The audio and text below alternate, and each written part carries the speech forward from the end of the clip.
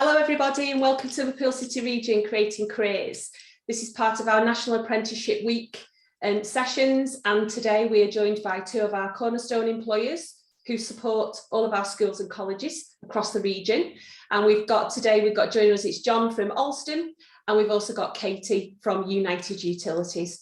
So please keep sharing questions, anything at all that you want to ask our guest this morning. And they've also brought along some apprentices as well with them, so they're going to be able to share their experience with you today as well. So please send us some questions. So over to you, John, and I'll let you carry on.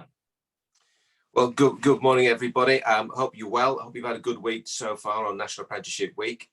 So what I'm going to do this morning is I'm just going to tell you a little bit about Alstom, a little bit about the organisation, a little bit about the careers that we've got, and some exciting apprenticeship opportunities that we've got this week.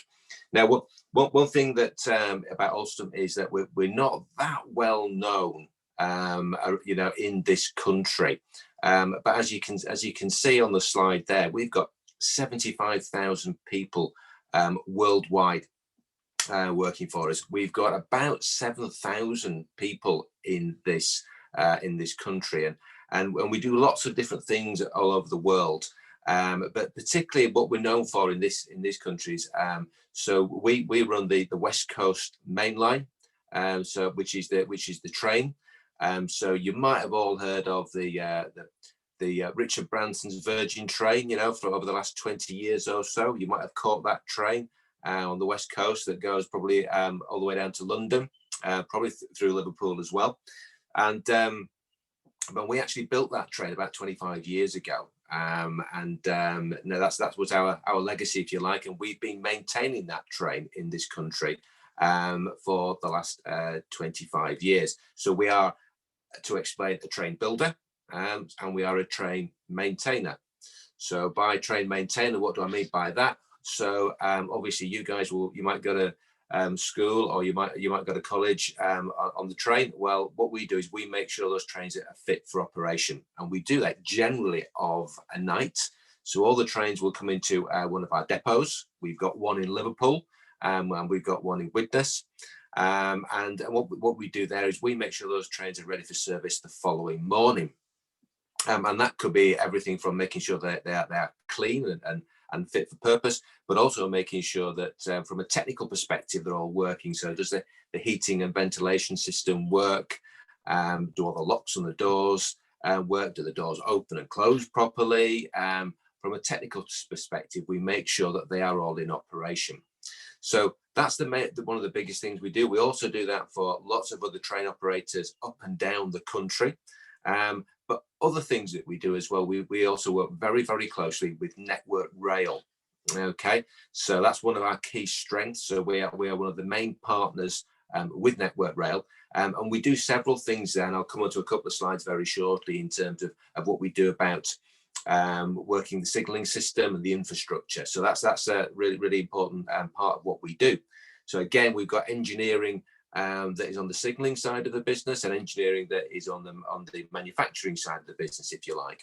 So just moving along that slide there, we've got 17,500 engineers. Sorry if you go back, thank you. Yeah, 17,500 engineers. That's a heck of a lot of engineers, and they're based in one of our many depots. And one of our many offices, and we go all the way from literally Glasgow all the way down the country, and we finish in Plymouth.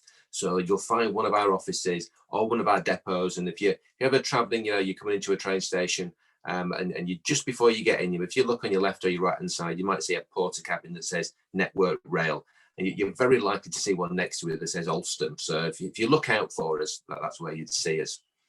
What else have we got? We've got 10,000 patents that we've got. So that's an awful lot that we've got there, and that's what helps us build our business and makes us really quite strong. And we're a partner to over 300 cities. So obviously we work with a lot of train.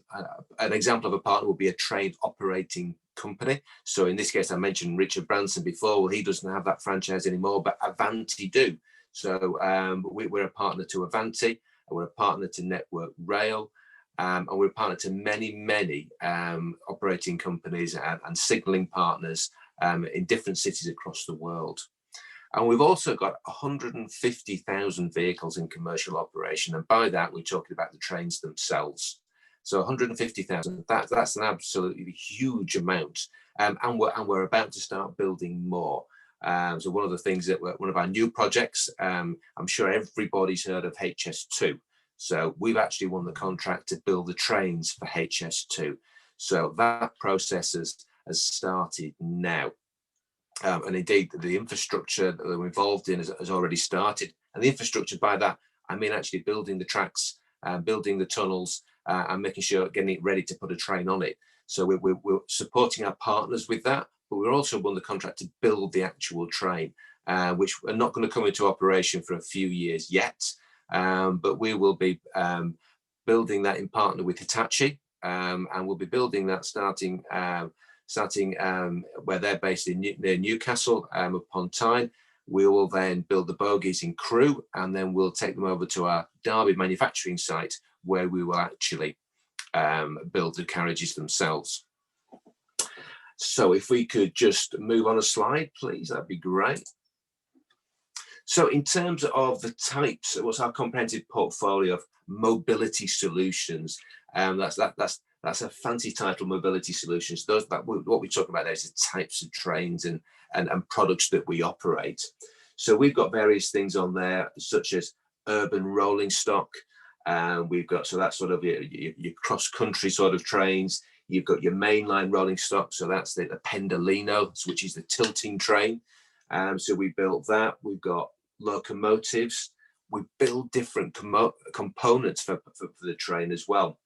I've mentioned signalling. So, that's about, if you think of sitting at the traffic lights in your car, if you drive, or with your parents and you sit in the car and you see the traffic lights, it's a very similar principle, only as Caelan will tell you, who's going to come on shortly, one of our apprentices, it's much more complicated than that.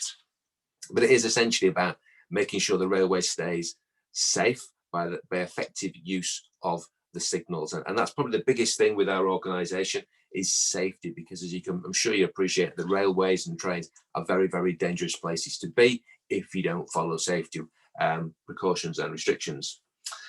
Infrastructure as well, we're laying the tracks there. So again, that's what we're getting involved in with our partners at Network Rail in terms of doing that for HS2.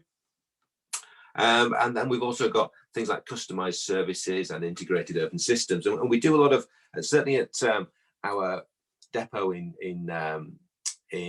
Widnes, that's lots of parts and overhauls go on there. So an awful lot of products get built there, and that's our technology centre.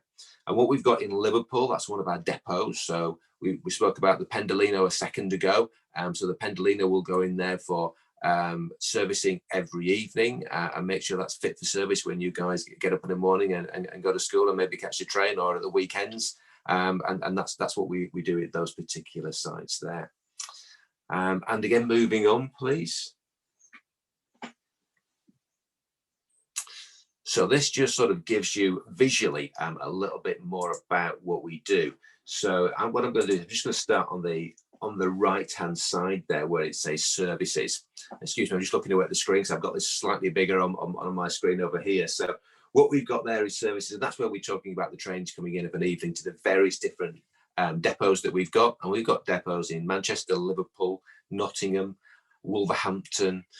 What else? We've got them in Wembley, and we've got them in Golders Green, and then we've got so many more around London as well, and Glasgow as well. So all the trains will go in there, they'll be maintained and operated on every evening to make sure they're fit for service. They'll be modernised. So you probably notice you're getting on the trains now, you connect your Wi-Fi up there on your mobile phone. You can plug your phone in and make sure you can get it charged. So we're updating and modernising the trains all the time. And of course, there's obviously repairs and overhauls that are ongoing into that. So if you're the kind of person that particularly might be wanting to sort of, you might be helping your mum or your dad fix their car at the weekend, and so you like to roll your sleeves up, and get involved and work on cars or trains and things like that. That's the sort of thing that you might be interested in.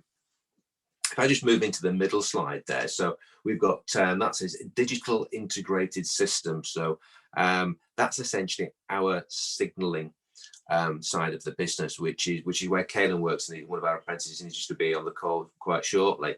So that's where we do various different types of signalling. So there's urban signalling, mainline signalling.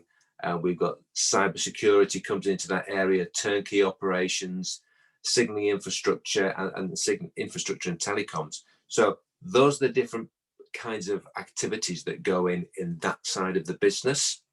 And that's a really complicated side of the business. And most of that, to be fair, is either done trackside, as you can see, that's a picture of a railway track. A lot of that work, the testing and inspection and installation goes on the track, but an awful lot of the work actually goes on by our engineers who are quite simply sitting in an office with probably about 4 computer screens in front of them. So that's where a lot of the work gets done, certainly on the design and the testing side of things.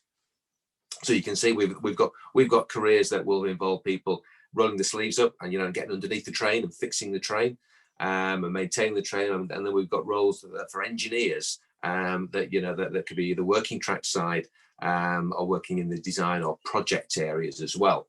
And a lot of these 3 key areas, and I'll come on to rolling stock in a second, they cover things like project engineering, control engineering, systems engineering, maintenance engineering.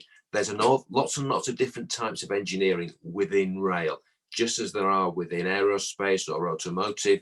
It's a bit of a dark art, really, which not a lot of people appreciate. And certainly in the digital integrated systems division, there's all of those different types of engineering. And if I look at the rolling stock and components, well, rolling stock and components basically means that's where we build the trains. That's what building the trains is all about. So we've got high-speed trains, which is like the Pendolino tilting train. We've got regional commuter ones, locomotives. We've got metros, so Nottingham Tram. We built and operate. We've also got the Manchester Tram. And we've got light rail, e-buses and monorails. And those are not just within this country, they're all around the world. So there's lots and lots of opportunities. Many of our apprentices join us at 16, and it's not unheard of that they could be working outside of the country within 6 months for a short period of time. So we built 2 or 3 years ago, we built the Wastewater Tram, and we had our level 3 rail engineering technician apprentices out in Belgium working on that tram. So really, really great opportunities. So, and I'll talk to you about the opportunities we've got available coming up shortly. Those are the 3 key parts of the business: the rolling stock, which is where we build things; digital integrated systems, which is the signalling side, essentially how we operate and keep the railway safe; and then we've got the services side, which is where you're literally in a pit, an engineering pit, and you're looking up the engine of a train, or you're fixing something on the train. So that's the more practical side of things, and we've got roles for all different people that are interested in those different types of roles. And if we could move on, please. Brilliant. So what we've got here, just to give you a little bit of background, we've got our strategic plan here, which started in 2019 to 2023. So we're shortly updating this.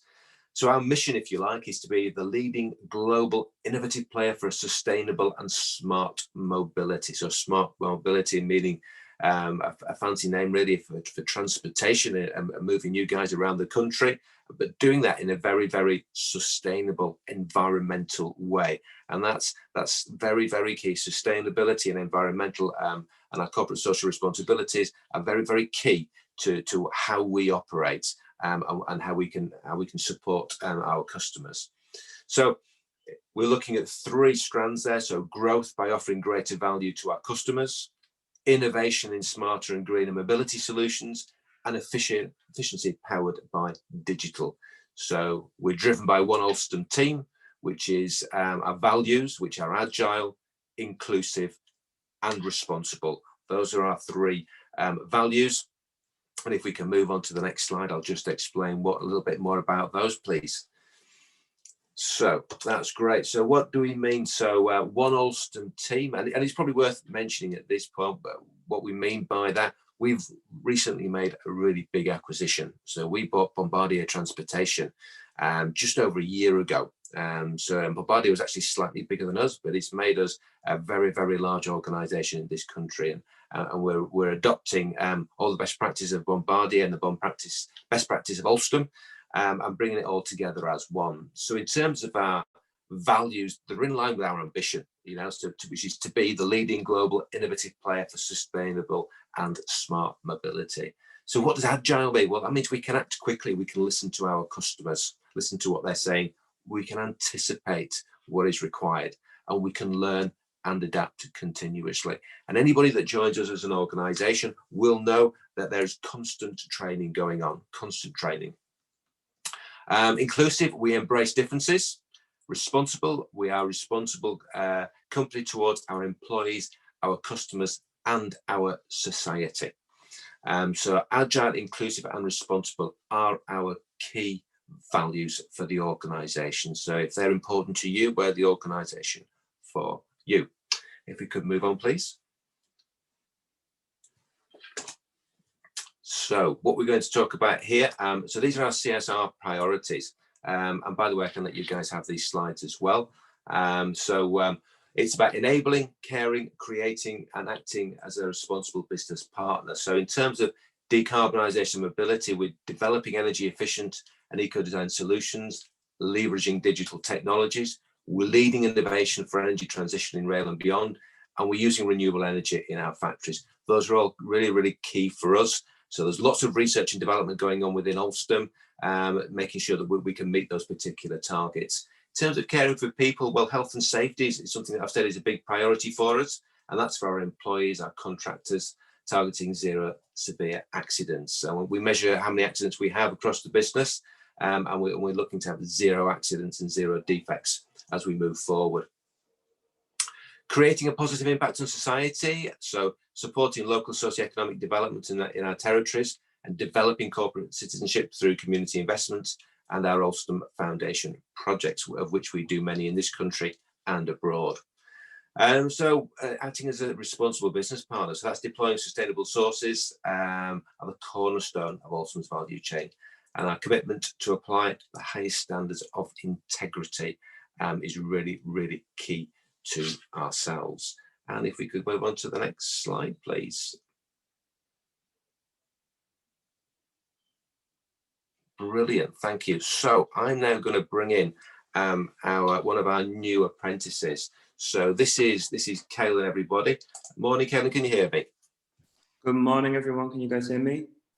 Yeah, we've got you. Brilliant. So I'm going to ask Kaylin to introduce himself, but Kaylin joined us very recently as a graduate, and we do have apprentices at levels 2, 3, 4, 6, and 7 up and down the country.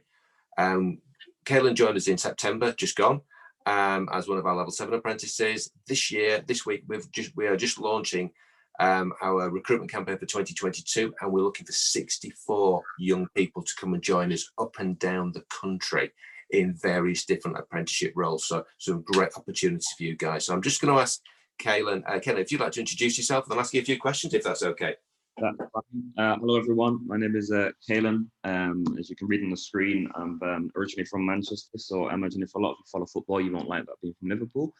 And I'm currently doing at Alstom the level 7, it's quite a mouthful, but the level 7 apprenticeship postgraduate diploma in engineering, which, as I said, is quite a mouthful.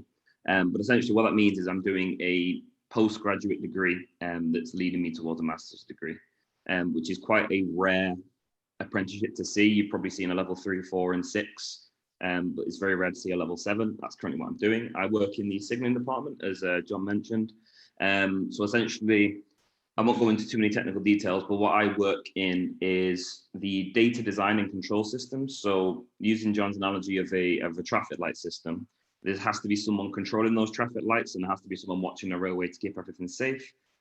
Essentially, I am the link between that person and the railway itself and the driver. And I work on all the data behind that, and I'm still learning, but that's basically what I do in a nutshell. If you want to know more about that, just ask me and I'll elaborate. Brilliant. Thank you, Kaylin. So if you don't mind, I'm going to ask you a few questions just about sort of, your experiences so far. You've only been with us about 6 months, so Just really useful to get some information for people listening today. So could you just tell me sort of what, before you started this apprenticeship, what were you doing before then? Before this apprenticeship, I was working in retail. So I'd originally done my undergraduate degree in mechanical engineering, and I kind of fell out of love with engineering a little bit. I got a bit bored, and so I took 2 years out to kind of think about what I wanted to do. I fell into retail because I had to pay some bills and earn some money. And yeah, trying to avoid the pandemic, and then during just being, I think everyone's kind of experienced this, being isolated and kind of being sat at home and things, kind of decided to, give it a try, and applied for Alstom, and here we are. Excellent, brilliant. And why did you choose this particular apprenticeship? What attracted you to it? It's this particular apprenticeship would be, as I was saying, because it was a level 7. And so because I'd already done an undergraduate degree, I didn't want to go into an apprenticeship doing the same learning I'd already done, or should I say the same level. This apprenticeship kind of gave me the option to continue my learning and also be earning and working in a role, kind of first experience at the same time. I think that's a really good thing there, isn't it? Because obviously, I mean, certainly at level 6, you can be at college and do your BTECs or your A levels, and then you can go and join a company like Alstom and do a degree apprenticeship. And when using what Kayla said there, is you're earning while you're learning whilst you're doing that, and which is a great way of not getting into debt as well, which is really, really good. So Kayla, tell us a little bit about the team that you're working with at the moment, and where are you based? So I'm based in Hatfield, which is about 30 minutes away from King's Cross Station in London. So it's very close to pretty much central London. But yeah, so I'm based in Hatfield. The team I work with is the control systems team. And so essentially, I've explained what we do, so to speak. I'm not going to go into too many technical details because I'd be here for about 3 hours. But the team I work with are great. They're very, very helpful, and they're all very, very knowledgeable, which I think is the best part about working with them. There are people with experience I can learn upon, and they're all super nice. They give me guidance and things, but they're all very, very busy because what we do is quite vital for the whole operation of projects and what we do as a business. Brilliant. And do you do sort of like a normal 9-to-5 job, or do you work any shifts, and how does that work for you? I think this is probably my favorite part about the apprenticeship, is that it's essentially, it's a 9-to-5 office job, but the hours are flexible.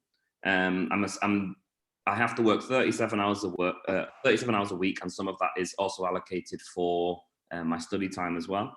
But during that 37 hours, it's kind of within reason up to me when I do it, which is a big change from retail. If any of you are working in retail currently, you know that you're kind of at the behest of whoever your boss is. You can be working late and in the morning the next morning, whereas now it's very much, I'm on my own time as long as I'm within a reasonable time and working those 37 hours.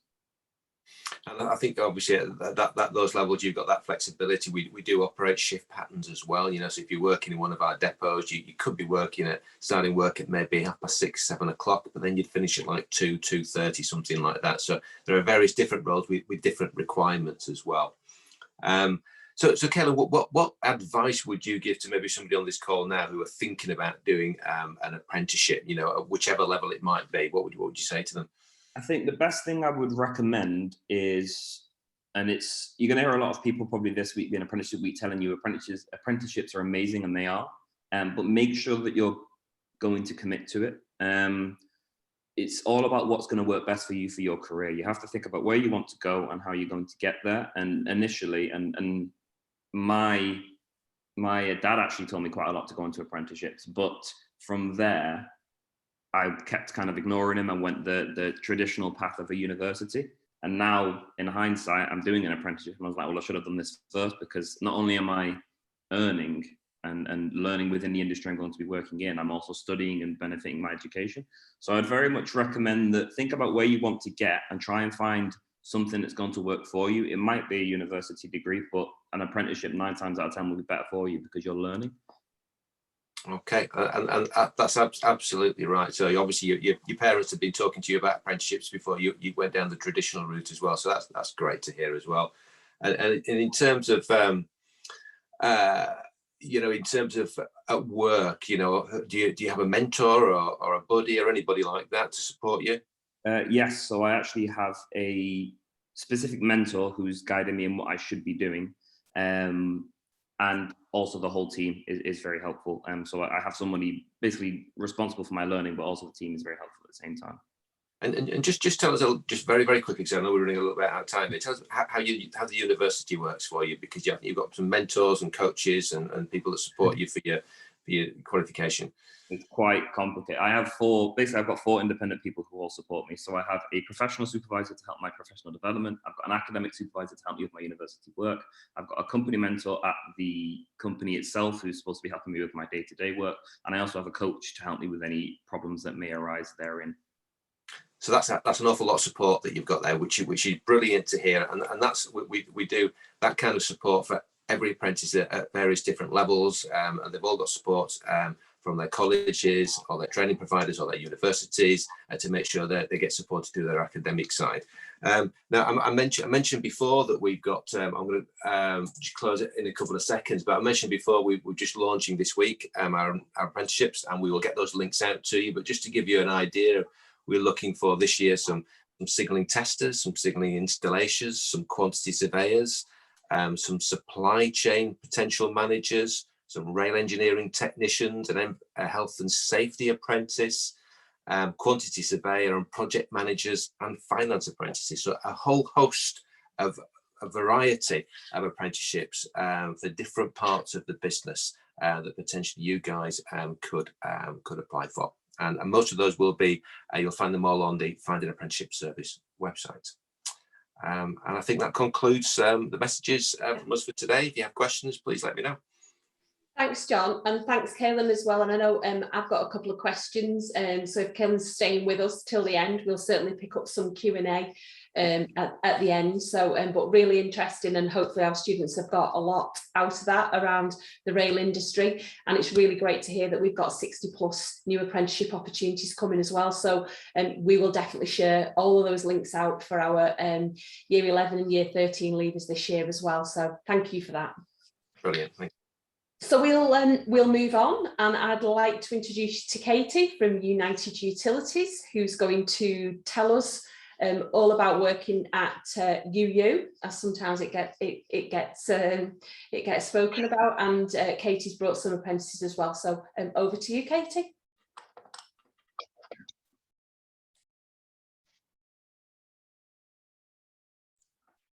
Can't hear you, Katie.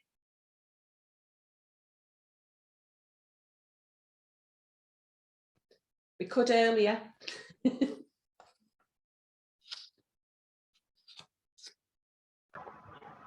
can hear you now. No. You can't.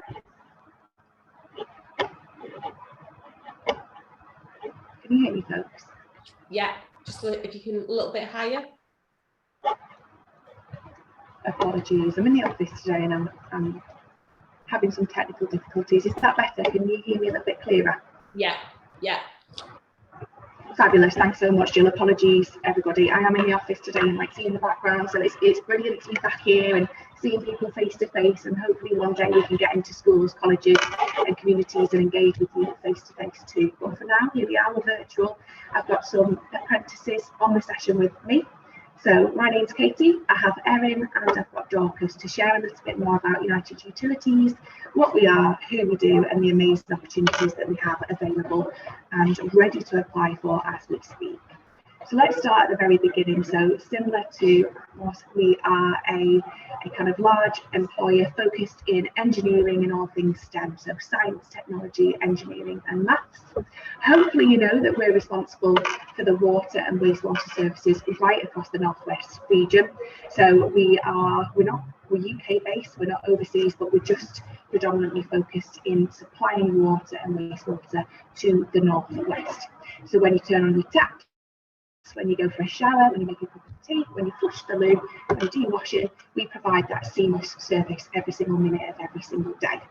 So we're an essential service provider, and we're also at the forefront of tackling some of the biggest climate and environmental challenges in this generation. And we're really proud to do that, because ultimately what we want to do is ensure that the Northwest flourishes. It's got a long and successful future, and that will help you to have a long and successful future too if you live and work in the Northwest. As an apprentice, you will be part of the 7th ranked most inclusive company in the UK, And we're also Ofsted accredited, so we really pride ourselves on the external recognition that we receive by being a real diverse, inclusive employer. And I'll come on to that a little bit later, but essentially what we want is anybody to apply for us and come and work for us, to ensure that our workforce, the people that do work for us, is representative of the communities that we serve in the North West. We have a Glassdoor rating of 4.5 out of 5. It's very much like TripAdvisor, and that ensures and highlights that the people that work for us, our employees, believe that we're a really fantastic place to work, and we're really proud of ensuring that the people who come and work for us have a really successful, powerful career, and they want to stay and work with us for a very long time. So we're nowhere near on a scale as large as the previous employer, because we're just based in one region in the North West. But we do have 7 million customers, and we serve them every minute of every day, as I alluded to earlier. We want to ensure that they have clean, clear, safe drinking water, and they don't even have to think about it. So we've got 57,000 hectares of catchment land, one of the UK's biggest, largest landowners. You might have been to one of our reservoirs, you might have walked around the Lake District and seen a body of land and water, and more often than not, we own that. So we've got 72,000 kilometres of sewers under the ground that you don't even see. We've got 96 water treatment works, so they provide and ensure that we've got efficient and effective and clean, clear drinking water. And then we've got 575 wastewater treatment works, who look after what happens when you flush the loo, so your wastewater. We've got 184 reservoirs. That to me is a huge amount. So you might have seen a few dotted around. As I said earlier, in the summer you might go and travel and walk around one or be close to one. You might have one on your doorstep, but 184 of those provide us with our drinking water or safe water every single day. And we've got 42,000 kilometres of water mains. And to ensure that those assets and those places of work run smoothly, we've got 5,500 skilled employees in many, many different disciplines and areas of work to ensure that they provide a great service to our customers every single day. So if we move on to our next slide, please.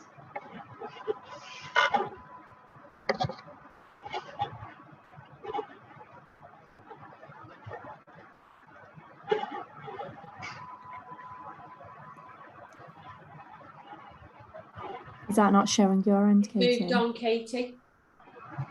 It has it for me, apologies. Let me go on to my person. You're on your goals and pledges.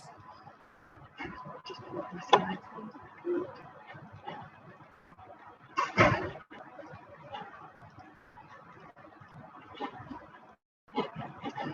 So the business has set ourselves some aspirations to ensure that we're on the right track, and we're committed to providing a fantastic service to our customers.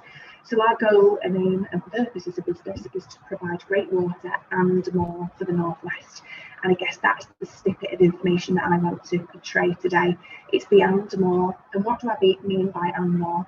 We say that we want to keep our people focused on what matters most to the people that we serve.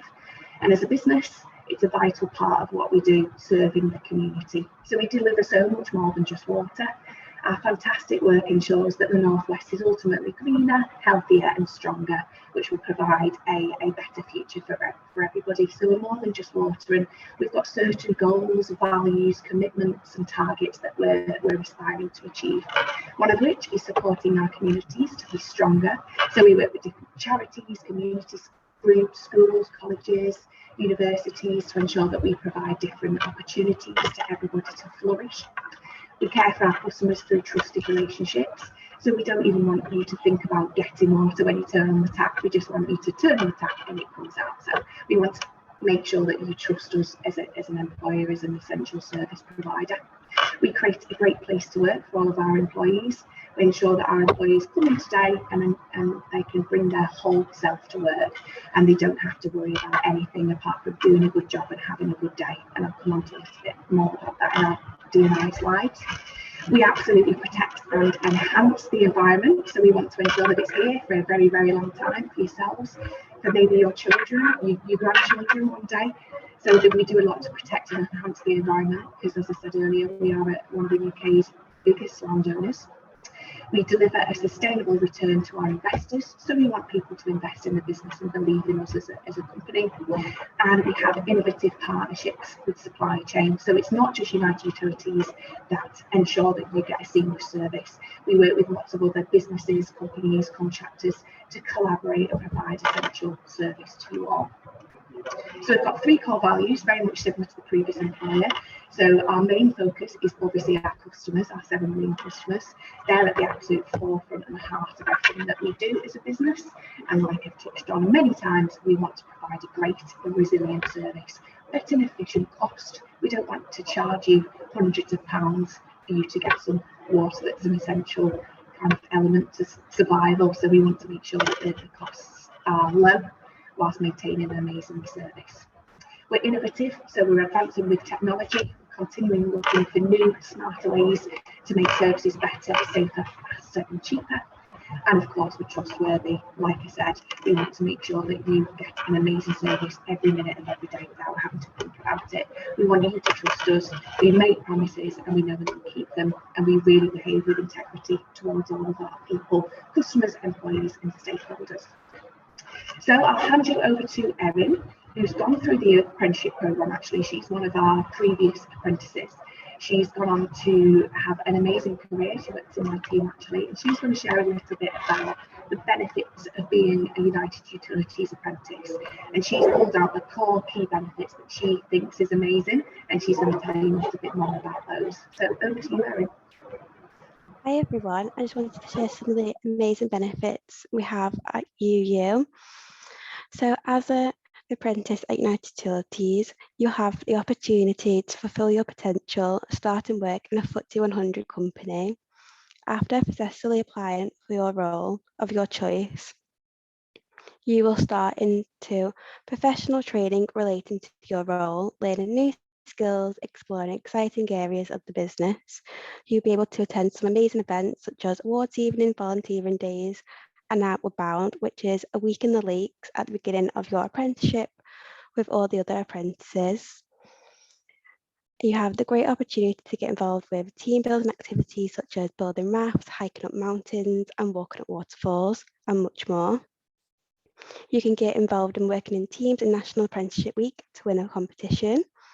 Starting salaries start from £12,500 and it goes up £5,000 each year that you're on scheme. You'll also receive an annual bonus. You'll start with 26 days of annual leave, and after 4 years of being with us, you'll receive 30 days off plus bank holidays. And you have the option to buy or sell more.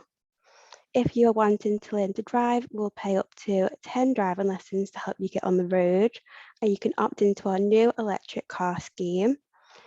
You can join our private healthcare scheme to cover medical and dentist costs. We have an award-winning pension scheme, and we also have an on-site gym, which is only £10 per month. We have a Costa coffee, table tennis, a spa, and lovely lakes to walk around on your breaks, and many more amazing facilities at our head office. Thank you. Next slide, please. Fabulous, thank you, Erin. It's not changed for me. Is it D&I slide, the next one?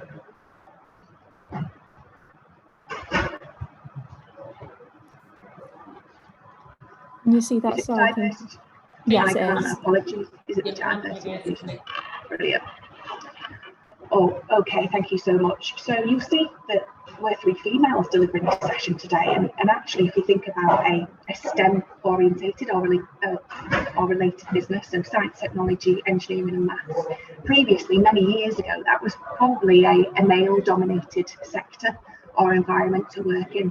So one of my responsibilities in my job is to attract and inspire diverse students to come and work for us. So regardless of your age, background, ethnicity, religion, social status, qualifications, education, we want you to come and work for us because we're invested in you as a person rather than all of those other things. We want you to come and work for us, and we know you will be able to come into the business, you'll be motivated, you'll have potential, and you'll have a long and successful career with us. So many of my programs and objectives is really aimed towards attracting and inspiring the underrepresented communities to come and work for us.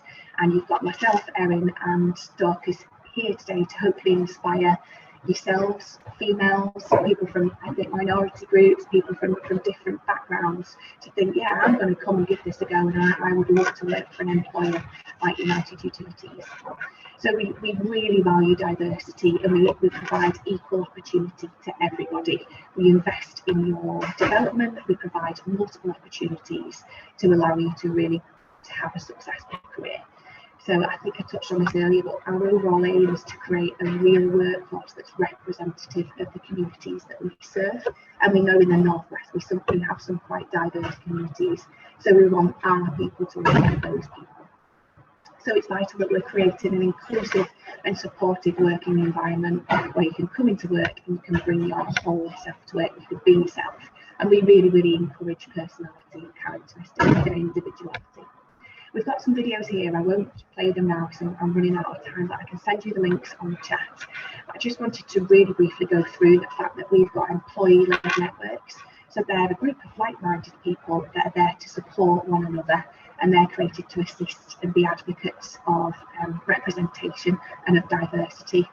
So we've got Gender Equality Network, we've got a Multicultural Network, we've got an Identity LGBT Network, Armed Forces, we've got Christianity Group, we've got an Ability Network and an Early Careers Network. So when you come and work for us, you'll find a group of people that you're relatable or compatible with that are really trying to drive change across the business. I'll now hand you over to Dorcas. So Dorcas is one of our female field service engineers, and actually this year we've got 66 vacancies available to apply for right now, some of which are field service engineers, some are in water and some are in wastewater. So I'll hand you over to Dorcas. She'll tell you a little bit more about what that role entails, what it means to be an apprentice at United Utilities, and I'm going to ask her some questions to help you find out a little bit more about herself and the business. So over to you, Dorcas. Thank you for joining us today.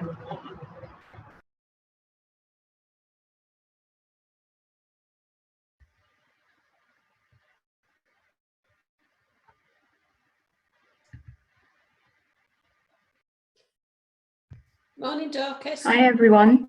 Yeah, we've got you. Yeah, right.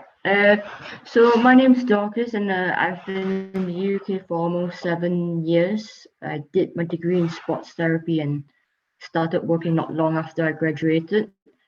I then joined UU in January last year as an instrumentation FSC with the wastewater team. So now I'm in my second year in the whole apprenticeship. It's a 4 years program.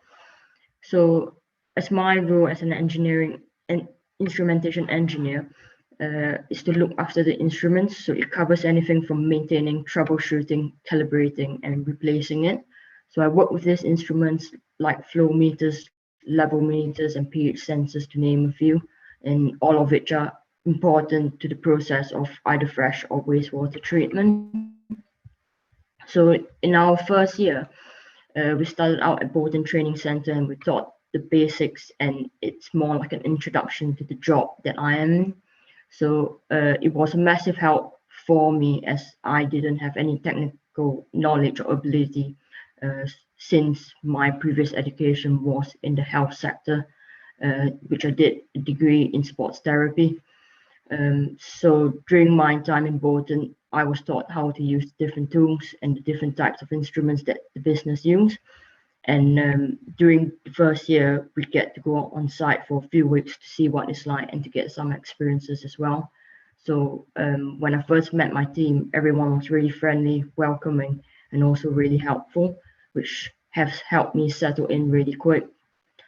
So now that I'm in my second year, I'm getting a lot more hands-on experience with the guidance of my mentor, and it's been increasing my confidence each day. A lot of support has been given throughout my apprenticeship as well whenever I needed help. So, and also I get to travel quite a bit as I'm not located on a fixed location. Under one patch, there's a few areas to cover, so it can include a pumping station or other treatment works or service reservoirs if you're on fresh water. And on top of all of that, the apprenticeship sends us to college once a week as well during our time, which we will gain a qualification from it. So even though I'm still really new to the operations, I'm learning something new every day, at work, and I'm enjoying my time with UU. Thank you, Dorcas. So one burning question for me, I guess, is what inspired you, or why did you apply for a field service engineer role with the business, having gained a degree in the health sector? What made you come and work for us doing something completely different to what you'd gained qualifications in? Yes, so after I graduated, I realized my role as a sports therapist is quite niche in our area. So I wasn't really having much luck with getting a job really in the same industry. So I thought it might as well just try to apply for an apprenticeship with UU. And since they're offering a learning on the job scheme, which was really good for me, since I am quite a practical learner, so that would have been really good. And eventually, if I got the apprenticeship, it will lead me to gain a skill to be a qualified engineer at the end of my time, and also not to mention all the benefits that I'm entitled to as an apprentice. Absolutely. So just touching on that, you said that you didn't necessarily have the skills and experience that you might require to become a field service engineer. So how have you found that learning? Has it been difficult learning a brand new skill and a brand new role? Have you enjoyed it? Have you had the support that you've needed to set yourself up for success? It is hard at the beginning because it is a very big change for myself. I'm so used to the health sector side, so coming into something more technical, I did struggle at the beginning, but like I said, there's a lot of support given to me. The people who I've been following with, they're all very patient as well. So to go through with the information that I need, and they're just really patient, but also to say that I do put in the hard work as well. So I make sure that I go through the work on my own and, get myself familiarized with it as well. Thank you. And lastly, because I've just got a few more things to cover. How did you find the application process? Tell us a little bit more about that and what you would advise somebody that might be thinking about applying. What advice would you give? Yeah, the application process was actually quite straightforward. From what I remember, it's, I think, just applied for it online, and then you go through an aptitude test, which tests your English and maths.